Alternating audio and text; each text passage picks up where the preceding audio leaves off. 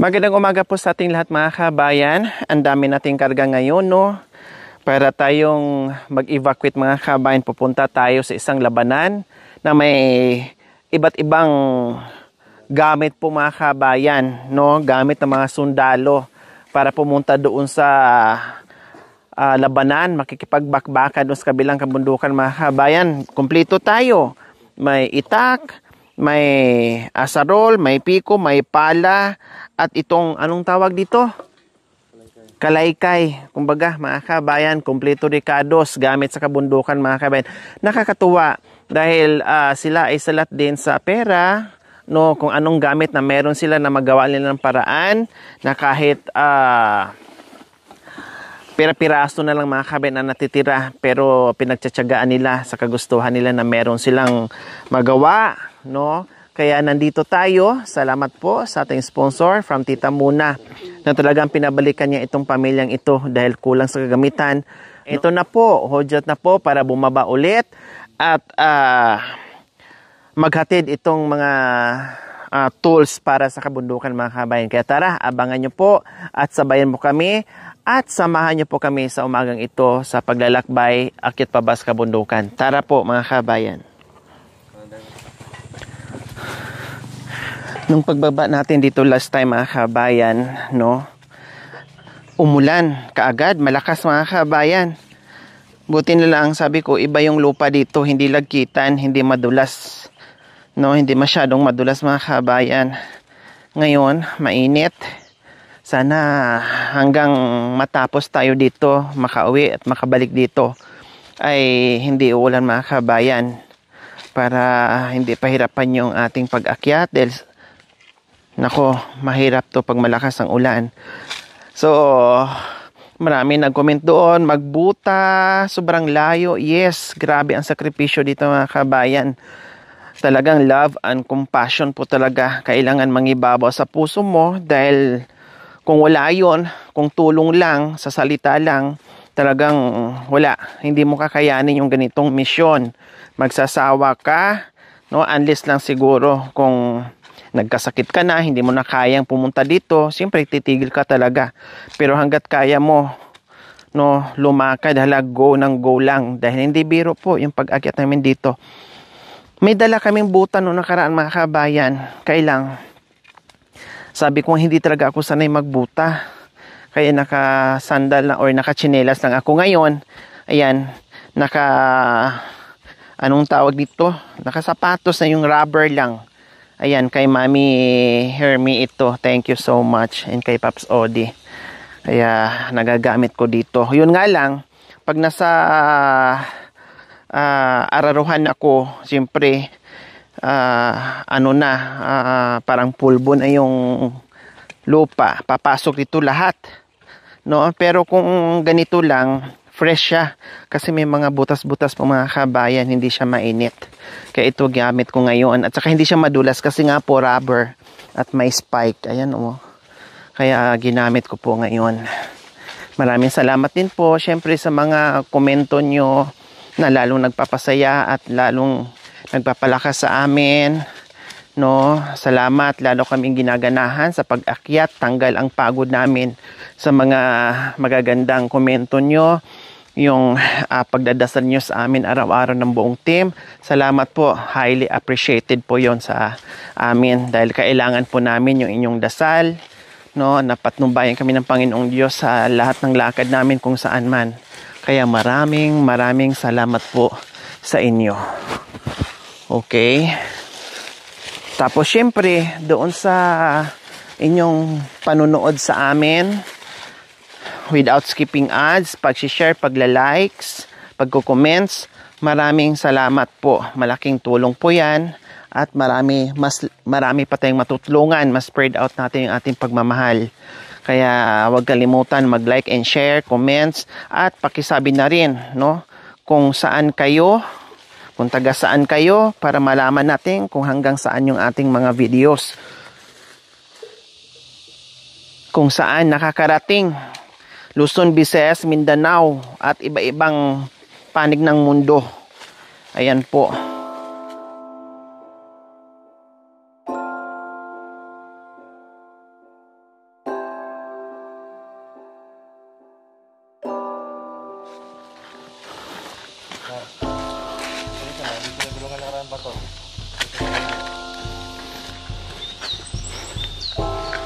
So ayan, ito yung part na naghihilaan kami dito sa nag-guide sa amin mga kabayan kasi talagang hindi na makahakbang. Yung mga paa ko, nag-stuck na talaga. Yung mga nerve ko mga kabayan, kaya kailangan na akong hilain. Kaya walang lubid, gumamit ng sanga ng kahoy. Panghatak pa taas. So ganyan po mga kabayan. Akala nyo po sa kamera ay hindi masyadong tarik, pero Diyos ko, para siyang nakatayong poste. Ang dulas pa. Tapos may bit-bit ka pa dito, kaya pag hindi ka sanay dito mga kabayan, wala madudulas ka. Doon ka pulutin sa pinakababa, dire-diretso. Gugulong ka talaga nung para kang bulang gumulong.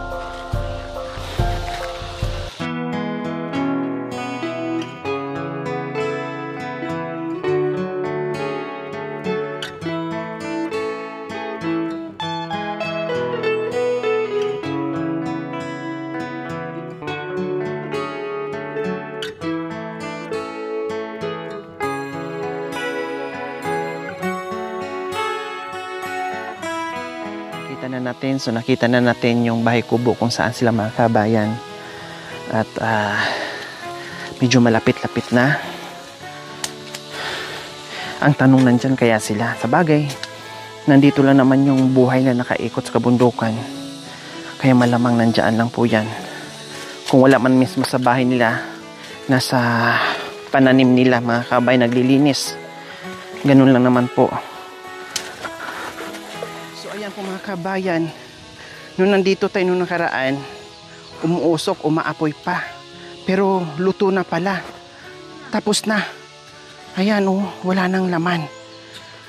Tanong nga natin mamaya kung nakailang sako sila. Hello! Good morning po, Nanay Alma. Kumusta po kayo? Nandito po kami muli. Oo. 20 lang ang nakuha ko dyan. Wow! 20 sako. Oo. 20 sacks. Oo. Ang dami. Saka talagang... ay 22 ay dalawang natagang ko. So 22. Po yan, Nanay Alma? Ko sa ubo. Kasi inuubo ako eh. Pero napapansin ko po sa inyo, Nanay Alma, parang meron kayong asthma. May hika po ba kayo? Oo. Kasi sa tunog at pananalita nyo at nung nakaraan nandito ako, hinihingal kayo. Oo. Kaya pala gusto nyong malamig kasi may hika po pala kayo. Opo. Nasaan po si tata? Anong gamot po yan? Yung paku-pakuan? Yung kinakain? Pako. Oo. Mismong gamot niya? Oo. Ginagawa nyo? Oo. Ito. Pinapakuluan po? Hindi po. Ano lang? Kung makuha mo po itong gamot na po, lagay mo sa tubig lang, hindi pinapakulo. Ibabad? Oo. Tapos nagkulay itim na rin yung tubig? Hindi. Puti din. Nagkulay itim lang siya dahil sa ugat-ugat na kulay itim. So yun lang po yung gamot nyo, herbal. Opo. Bukod po dyan, ano pang gamot nyo? Wala. Yan lang? Yan lang po. Matagal nyo na panahon na ginagawang gamot yan, herbal? Opo. Nasaan po si Tatay Tony? Naliligo siguro. Saan? Diyan. Saan? May ilog? Diyan sa ilalim. Sa ilog? Sa sapa? Oo. Kanina pa po? Ngayon lang. Sige, antayin po natin. So, ayan po mga... Ay, Tata Tony, nakita niyo po yung dala-dala ko? Sigurado kayo? Ano po ang nakikita niyo ngayon? Kalay kayo, mga pala, yung pagtanim ng mga gulay. Opo, ang hirap ng pinuntahan namin dito, Tatay Tony. Maawa naman po kayo sa akin. Kahit malang isang piraso, bumili naman kayo para naman kahit papaano mabintahan ako. Naglako ako ng mga tools dito sa kabundukan kasi alam ko marami ditong walang mga gamit kaya naglako ako. 1,000 ang isa. Kasi siyempre, mabigat, malayo. 1,000 kalaykay, pala, piko, at iba pa. Magkano yung halaga na yan? Bali, 10,000 ito lahat. Isang buwan, kalahati 5,000, down payment, kalahati, pwedeng utay-utay 5,000. So may itanong ko lang, Sakto pala. Sakto talaga yung hula nyo na maka 20 kayo dyan o higit pa dyan sa uling nyo. Naka 22 sako po pala kayo. Nabenta nyo na po? Nahakot na? Sino naghakot? Ako lang. Ikaw na mag-isa? Pada madala sa ospital yung nanay mo. Ay, after nun, dinala nyo sa ospital? Oo. Bakit? Kagabi lang ditong nakauwi kami dito. Yan, umuubo yung nanay mo. Galing kami sa ospital. Ilang ano kayo doon? Ilang araw kayo doon sa ospital? Mga 2 araw. Bakit daw po doon dahil sa hika niya? Oy, paano yung benta? Magkano po yung benta doon sa uling na ginawa niyo po, Tatay Tony? Lang. Ha? 150. 150 isang sako. So 150 sa 20, 3,000. 3,000 ang kinita ni Tatay doon sa grabing ilang linggo o ilang buwan ito sa... Ilang buwan yun tayo? Yung uling. Isang buwan. Sa loob ng isang buwan po mga kabayan, bago magkapera itong uling ni Tatay Tony, 3,000 ang benta niya. Sumakto din po mga kabayan kung kailan naluto na yung uling at na-deliver na at na-ibenta na, dinala naman din si Nanay Alma sa hospital. Yung 3,000, Tatay Tony, magkano lang po natira? Nawala, no? Naubos sa hospital. 500 yung motor.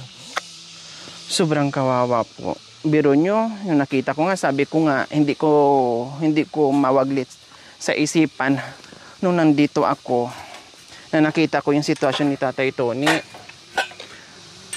No, grabe yung pagod, sakripisyo niya. Ngayon, na medyo okay na sana, na naibenta na yung kalakal niya o yung uling niya, ang nangyari pa, na hospital pa ito.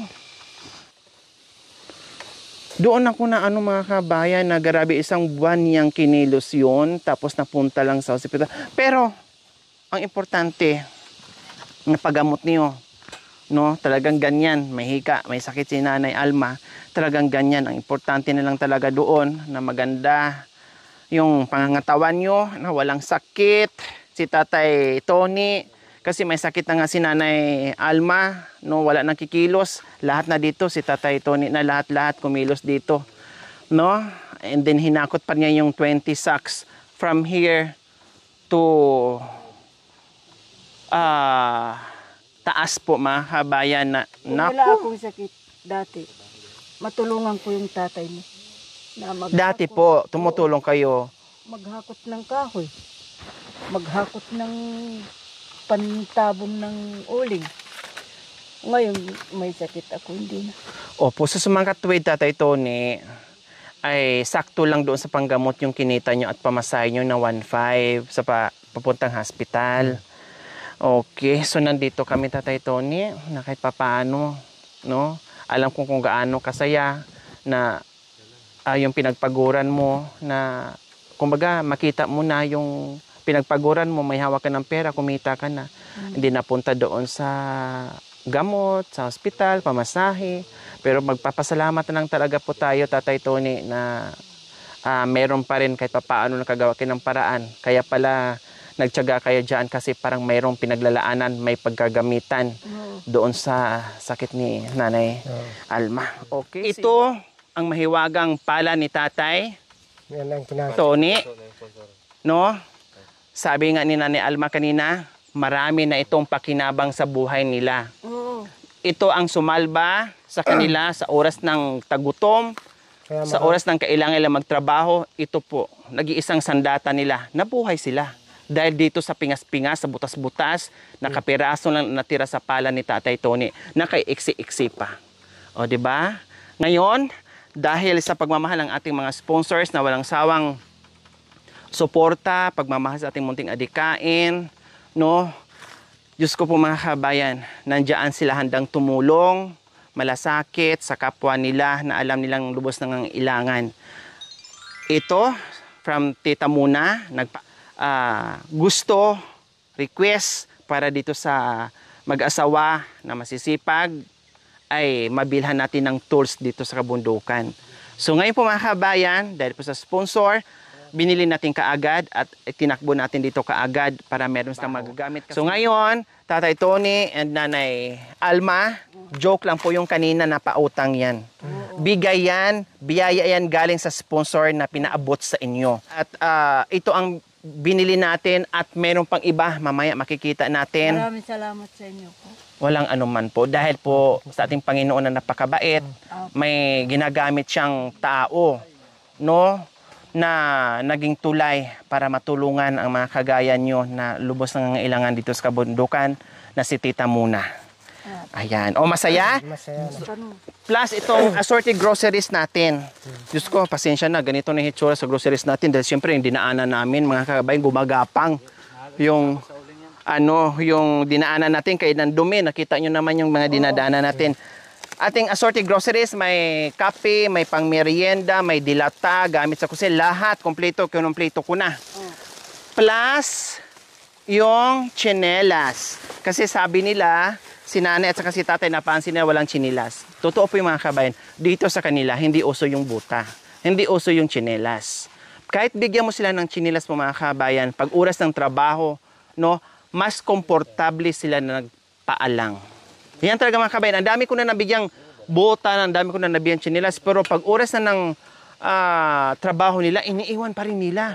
No? Bakit Tatay Tony, maitanong ko lang, bakit hindi kayo sanay magtsinilas o mas gusto nyo na nakapaa pag naggumagawa? Bakit po? Sanay na sa bundok. Walang sinilas. Mas gusto nyo po na walang tsinelas pag nagtatrabaho? Paano ito kung meron? Sa bayan, yan ang gagamitin. Pag umalis lang. Pero pag dito talaga, Pag dito, wala. walang sinilas. Kasi magtrabaho eh. Opo, so sabi ko,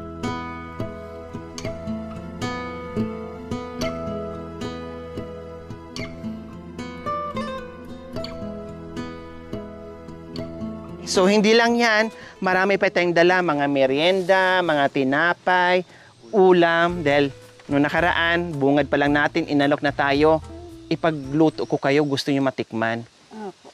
Ganun kaagad sila dito mga kabay. Okay, tatay, Okay. masaya po sa mga magaganda at bago nating mga tools. Maraming Masaya salamat na. sa inyo po. Oh, Na may gamit na po.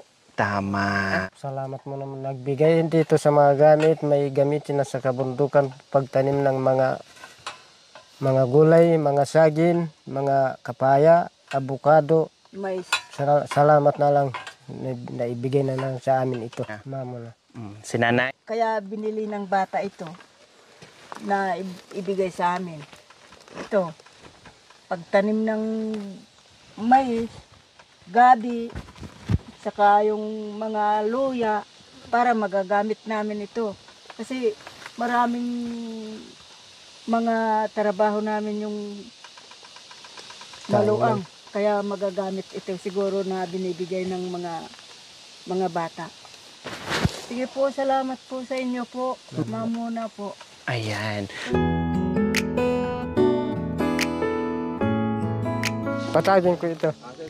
So ayan mga kabayan, tamang-tama kasi patagi daw ni tatay yan para Ito mataniman na yung naman niya. Bagong bigay, matalim sa lupain. Wow, bagong bigay daw, matalim.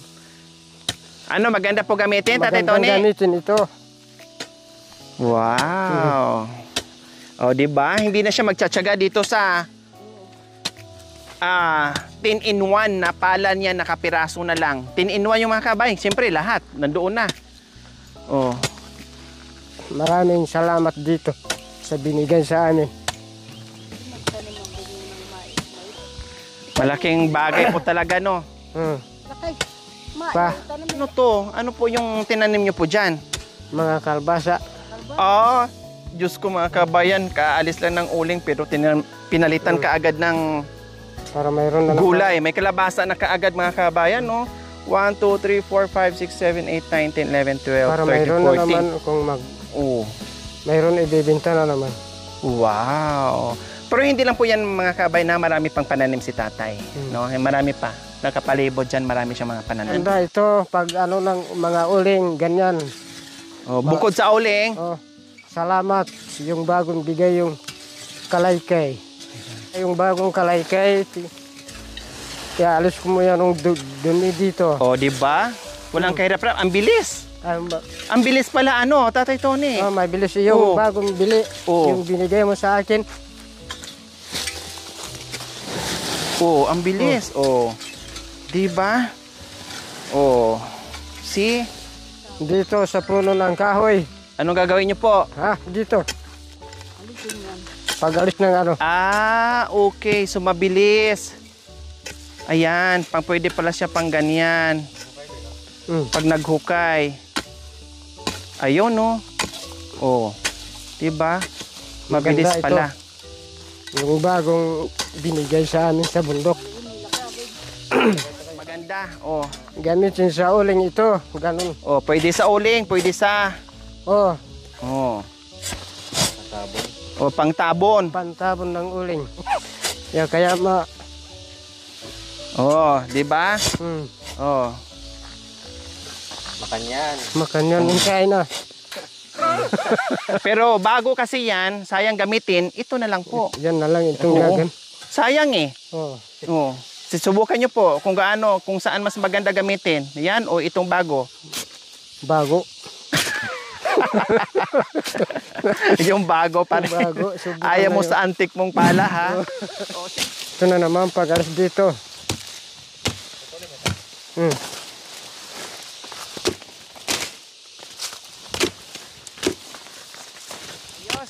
Ayos po ba, Tatay Tony, lahat?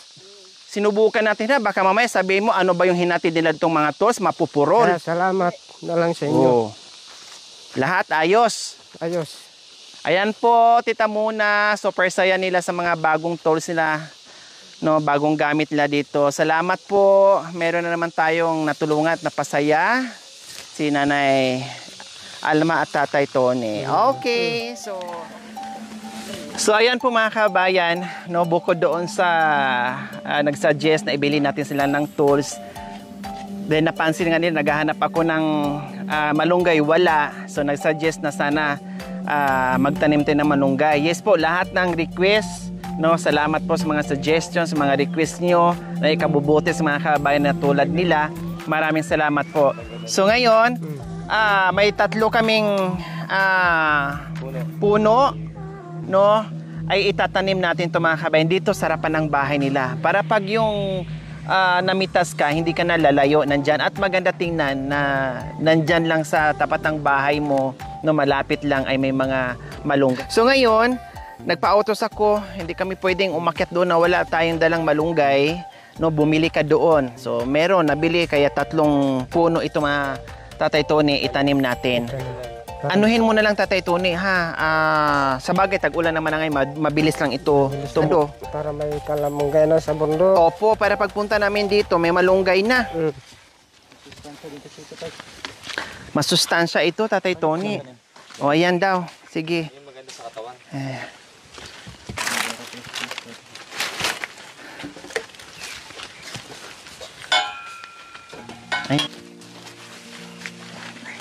Yan, dyan tayo magtanim. Dito. Saan pa? Sige. Saan pa yung isa para tanahin? Doon.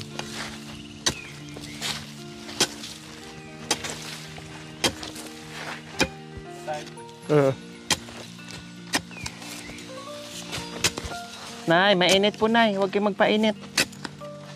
Hingalin kayo mamaya. Matalim ito. Bagong...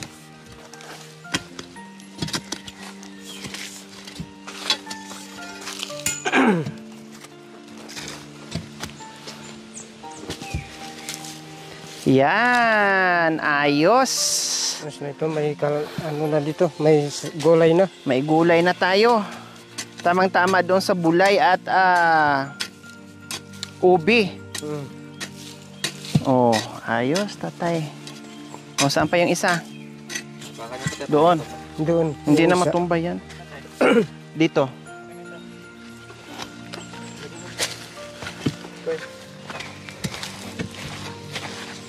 Mabilis ka Tatay, dito. Ay, maano pa? Diba? Hindi, pang matigas lang kasi yan. Matigas dito. Ayun, malalim na po yan. Yeah.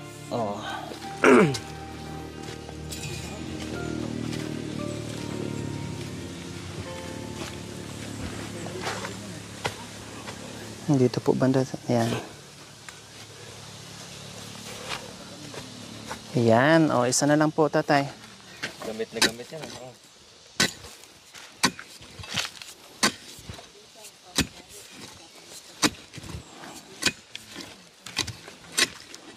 Oh. Ayan. Diba? Ayos na ayos. Para may So, ayan po, mga kabayan. para may gulay na sa bundok. Opo, 3 puno kaagad ang tinanim natin na malalaki.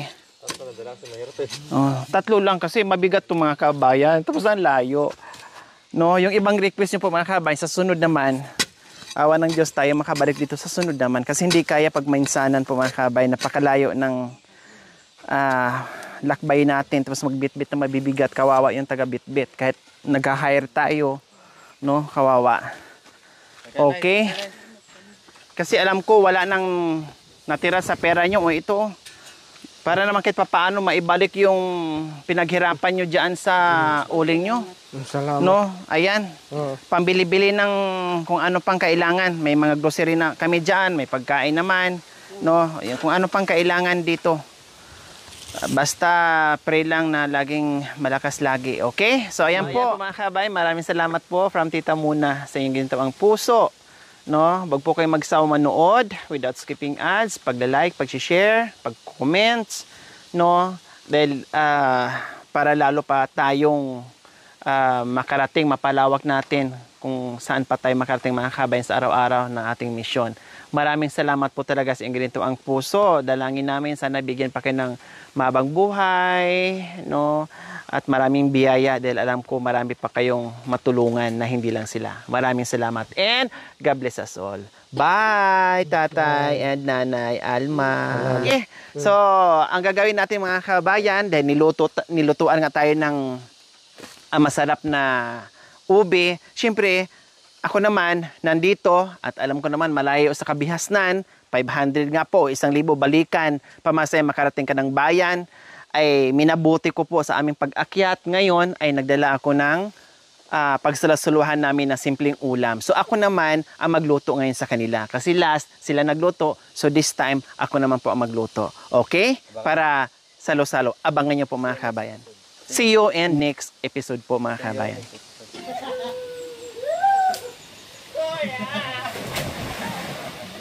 Galing.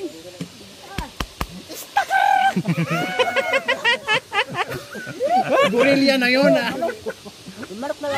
Masayahin si Kuya, no? Makanyan.